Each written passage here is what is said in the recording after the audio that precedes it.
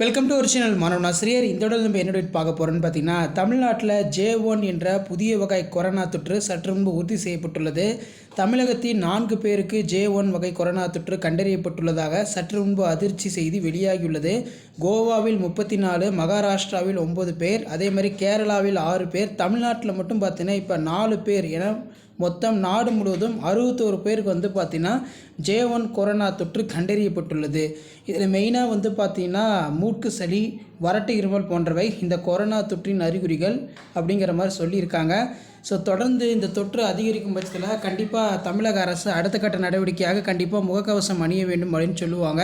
So விரைவில் வந்து பார்த்திங்கன்னா தமிழகத்தில் அந்த J1 கொரோனா தொற்று புதிய வகை தொற்று வந்து அதிகரிக்கிறதுனால பள்ளிகள் திறப்பில் ஒத்திவைப்பு மாற்றம் இருக்கலாம் அப்படிங்கிற மாதிரி ஊடகத்தலங்களில் செய்தி குறிப்பும் தற்போது வந்து வெளியாகியுள்ளது. ஸோ அதன் அடிப்படையில் இந்தியாவில் புதியதாக பரவும் JN1 வகை கொரோனாவால் இதுவரைக்கும் 63 பேர் பாதிக்கப்பட்டுள்ளனர்.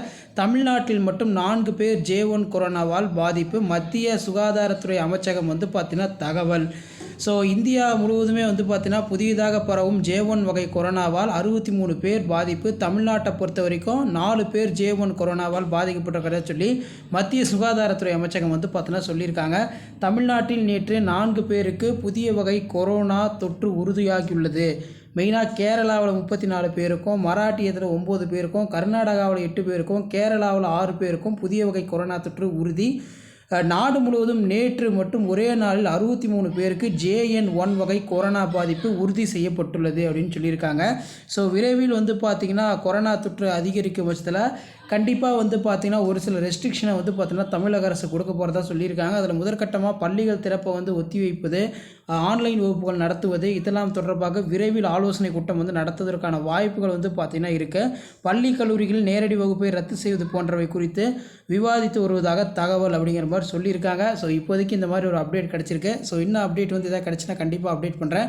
வீடியோ என்படுத்த ஃப்ரெண்டுக்கு ஷேர் பண்ணுங்கள். மறக்காத மாணவன் ஆசிரியர் யூடியூப் சேனல் சப்ஸ்கிரைப் பண்ணுங்கள். இந்தியா உட்பட 40க்கும் மேற்பட்ட நாடுகளில் JN1 என்ற புதிய வகை கரோனா வைரஸ் தற்பொழுது பரவி வருகிறது. இந்த வகை கரோனாவால் நாடு முழுவதும் 63 பேர் பாதிக்கப்பட்டிருப்பதாக மத்திய சுகாதார அமைச்சகம் தெரிவித்துள்ளது. கோவாவில் 34 பேரும், மகாராஷ்டிராவில் 9 பேரும், கர்நாடகாவில் 8 பேரும், கேரளாவில் 6 பேரும், தமிழகத்தில் 4 பேரும், தெலங்கானாவில் 2 பேரும் பாதிக்கப்பட்டிருப்பதாக தகவல் வெளியாகி உள்ளது. குளிர் மற்றும் பண்டிகை காலம் என்பதால் மக்கள் பொது இடங்களுக்கு செல்லும் போது முகக்கவசம் அணிந்து செல்ல வேண்டும் என மத்திய சுகாதார அமைச்சகம் அறிவுறுத்தியுள்ளது.